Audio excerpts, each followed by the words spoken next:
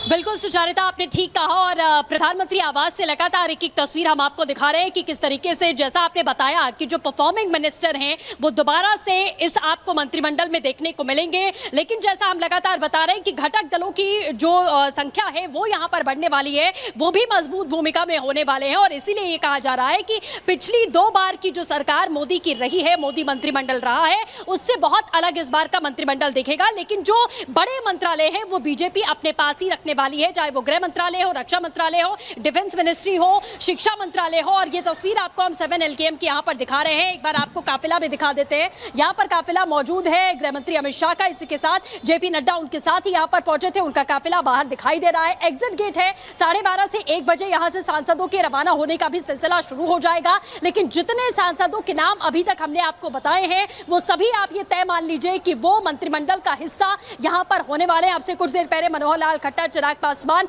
हरदीप पुरी, वो सभी इसी रास्ते से गुजरे हैं और प्रधानमंत्री आवास वो जा चुके हैं। तो बेहद अहम आज का दिन होने वाला है। आखिरी जो रूपरेखा है वो यहाँ पर तय की जा रही है। शाम का वो समय होगा जब ये पिक्चर पूरी तरह साफ हो जाएगी कि आखिरकार 3.0 मोदी की सरकार में और इस मंत्रिमंडल में कौन कौन से वो चेहरे हैं और घटक दलों की मजबूती, उनकी जो भूमिका है वो और ज्यादा मजबूत यहाँ पर होती हुई और जो चेहरे हैं उनको एक एक करके कॉल आ रही है। जैसा शिष्या बता रही है गायत्री, ये बार बार कहा जा रहा था कि कई सवाल जयंत चौधरी को लेकर समाजवादी पार्टी ने उठाए। उन्हें भले ही मंच पर उस दिन जगह नहीं थी, लेकिन वो मंत्रिमंडल का हिस्सा है, ये भी क्लियर हो गया है। बिल्कुल, देखिए जयंत चौधरी ने हालांकि उसका जवाब भी दिया था जब उनको लेकर सवाल अखिलेश यादव की तरफ से उठाए गए थे, और अब वो कैबिनेट का हिस्सा भी होंगे। और जैसा कि आप लगातार कह रहे हैं कि जो परफॉर्मेंस वाले, जो बेहतर परफॉर्मेंस वाले मंत्री थे वो वापस लौट रहे। देखिए जिम्मेदारी और वैल्यू के हिसाब से कैटेगराइज किया जाता है, जिसमें हालांकि ये कहा जा रहा था कि सहयोगी दल, चाहे टीडीपी की बात हो, जेडीयू की, खासकर टीडीपी की अगर हम बात करें, उनकी तरफ से कहा जा रहा था कि वो एक वो टॉप जो 4 मंत्रालय होते हैं उनमें से किसी एक पर सहमति बनाने पर विचार कर रहे हैं। लेकिन कुल मिलाकर के अब टीडीपी की तरफ से 2 मंत्री और कुल मिलाकर के तमाम जो तस्वीरें वो साफ हो चुकी है कि आखिर किस किस को कॉल गया है और आज कौन कौन शपथ लेने वाला है। लेकिन एक बात तय मानी जा रही है कि जो टॉप 4 मंत्रालय, चाहे रक्षा मंत्रालय की बात हो, वित्त मंत्रालय की बात हो, विदेश मंत्रालय की बात हो या गृह मंत्रालय की बात हो, वो बीजेपी अपने पास रखने वाली है। हालांकि स्पीकर के पद किसके पास रहेगा इसको लेकर अभी स्थिति साफ नहीं हो पाई है। लेकिन सुचारिता, मैं आपको तस्वीरें दिखाती हूँ। देखिए, क्योंकि आज जो महत्वपूर्ण दिन है उसका हिस्सा हर कोई बनना चाहते हैं, और ऐसे में जेपी नड्डा जो कि बीजेपी के राष्ट्रीय अध्यक्ष है, उनकी तरफ से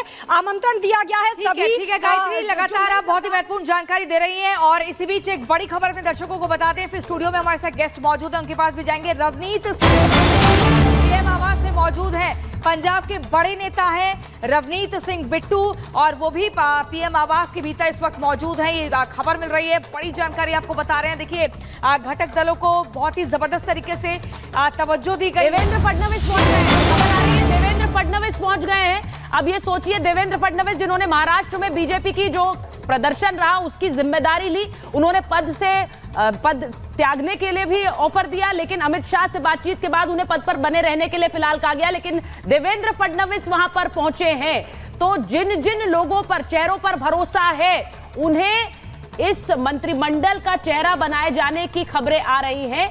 अभी जो चेहरे हैं, जो नाम है, आपको लगातार बता रहे हैं। हमारे साथ स्टूडियो में सौरभ दुबे जी हैं, चंद्र प्रकाश जी हैं, वरिष्ठ पत्रकार हैं, अजय वर्मा जी कांग्रेस के नेता हैं, संजय मिश्रा जी राजनीतिक विश्लेषक हैं। मुझे एक चीज बड़ा क्लियर है सौरभ दुबे जी, जिस तरह का एक नामों की फहरिस्त आ रही है, नरेंद्र मोदी अपने उन भरोसेमंद चेहरों को बरकरार रखना चाहते हैं जिन्होंने उनके सेकेंड टर्म में डिलीवर किया, परफॉर्म किया। देखिए बिल्कुल, चूंकि भारत जो है 5वीं आर्थिक जो है शक्ति आज पूरे विश्व में बना हुआ है, उसको तीसरी आर्थिक शक्ति बनाने के लिए जो एक लगातार जो है सभी मंत्रालयों का प्रोजेक्ट के तौर पर जो है लोग चला रहे थे।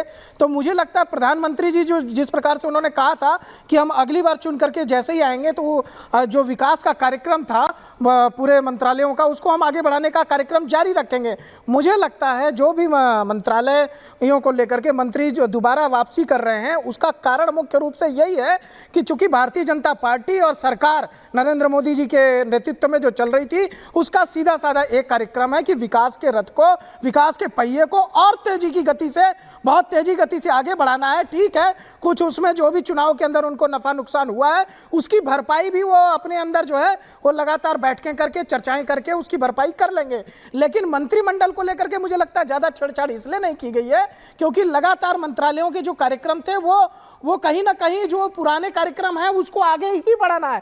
अगर वो नए मंत्री वहां पर रखते हैं तो थोड़ा उनको फिर पीछे जाना पड़ेगा। एक बार प्रकाश जी के पास जाएंगे, वो नीतीश कुमार के आवाज से हमारे साथ जुड़े हुए हैं।